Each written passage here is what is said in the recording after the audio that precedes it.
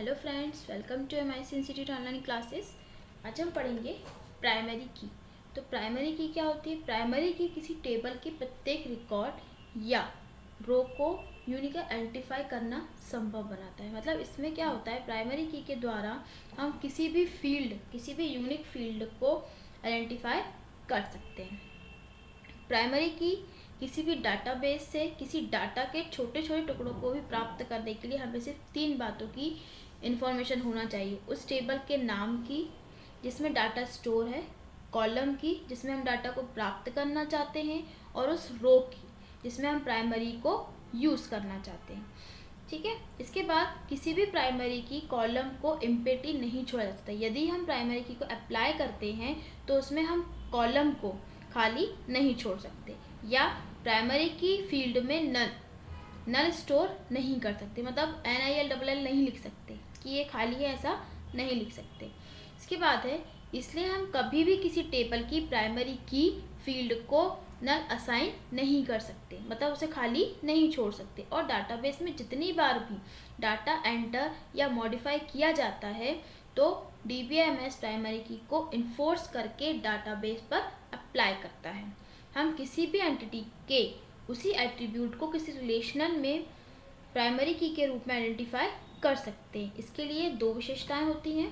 First, primary की value किसी भी कंडीशन में चेंज नहीं होती। सेकेंड, प्राइमरी की कॉलम को नल नहीं रखा जा सकता। इसके बाद है, हम किसी एंटिटी की किसी ऐसी फील्ड जो प्राइमरी की सेट नहीं कर सकते, तो उसमें क्या होता है, उसमें हम कस्टमर रिलेशन में कस्टमर के नेम फील्ड को प्राइमरी की सेट कर सकते हैं। तो DBMS में एंटर किया गया एक नाम के व्यक्ति का डाटा स्टोर करने देगा। मतलब एक बार में केवल एक व्यक्ति का डाटा स्टोर करने देगा। यदि उस पर प्राइमरी की लगी होगी तो हम वो वैल्यू को रिपीट नहीं कर सकते। इसके बाद है टाइप्स ऑफ प्राइमरी की। तो प्राइमरी की जो होती है वो 2 प्रकार की होती है, सिंपल प्राइमरी की और कंपोजिट प्राइमरी की। सिंपल प्राइमरी की क्या होती है? सिंपल प्राइमरी की केवल एक फील्ड से मिलकर बनी है, जैसे कि ये कस्टमर ID। तो ये क्या है? सिंपल प्राइमरी की, जो किससे बनती है? केवल एक फील्ड से मिलकर बनी होती है, उसे क्या बोलते हैं? सिंपल प्राइमरी की। सेकेंड है कंपोजिट प्राइमरी की। तो कंपोजिट प्राइमरी की एक से ज़्यादा फील्ड से मिलकर बनी होती है, मतलब जिसमें ये पूरी फील्ड्स आ जाएंगी, वो क्या कहलाएगी? हमारी कंपोजिट प्राइमरी की। प्राइमरी की को डिफाइन करना, प्राइमरी की यूनिक होती है, किसी भी टेबल में एक ही प्राइमरी की का यूज़ कर सकते हैं। ये सिंगल या मल्टी कॉलम हो सकती है। मल्टी कॉलम प्राइमरी की को हम कंपोजिट प्राइमरी की कहते हैं। कंपोजिट प्राइमरी की में अधिकतम 16 कॉलम हो सकते हैं। कितने कॉलम ले सकते हैं हम? 16 कॉलम ले सकते हैं। तथा नल वैल्यू को कंटेन नहीं करती, मतलब इसमें हम किसी भी कॉलम को खाली नहीं छोड़ सकते। इसके बाद है इंट्रोडक्शन ऑफ MS एक्सेस।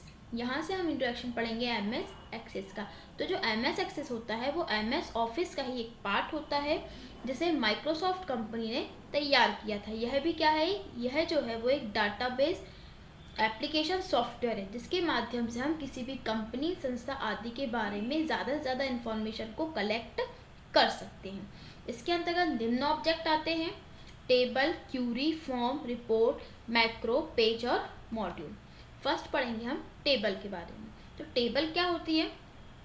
किसी भी RDBMS के अंतर्गत टेबल एक महत्वपूर्ण ऑब्जेक्ट होता है। इसके अंदर हम डाटा को रो और कॉलम के रूप में अरेंज करते हैं। विभिन्न प्रकार के रिकॉर्ड्स के कलेक्शन को टेबल कहते हैं। Table is a collection of record, मतलब बहुत सारे रिकॉर्ड को जब इकट्ठा हो जाता है तो उसे क्या बोलते हैं? हम टेबल बोलते हैं। क्यूरी का मतलब होता है क्वेश्चन पूछना। सिंपल भाषा में ऐसे बोला तो क्यूरी को समझना चाहे तो क्यूरी का मतलब होता है क्वेश्चन ऑफ डाउट्स। क्या डाउट्स है वो क्या होता है? क्यूरी।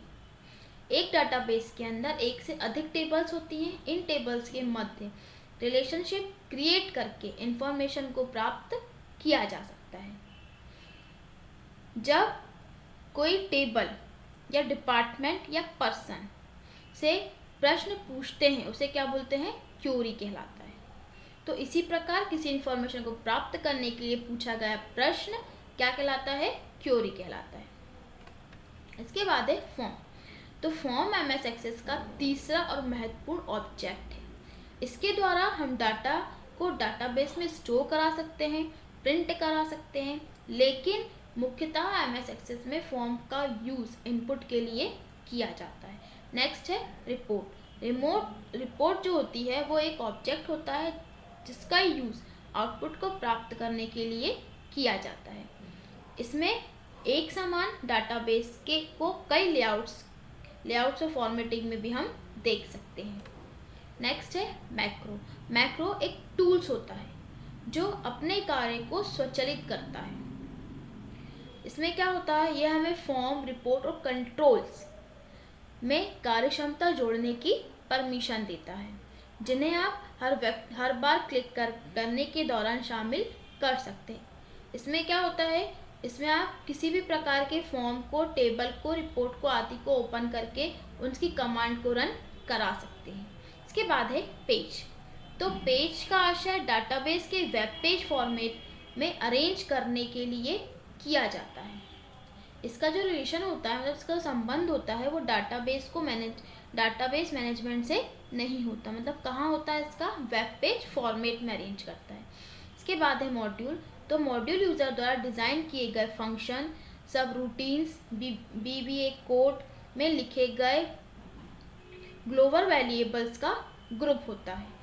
इन ऑब्जेक्ट का यूज़ करके एक्सेस, मतलब इन ऑब्जेक्ट का यूज़ डाटाबेस में हम कहीं भी किसी प्रकार से कर सकते हैं।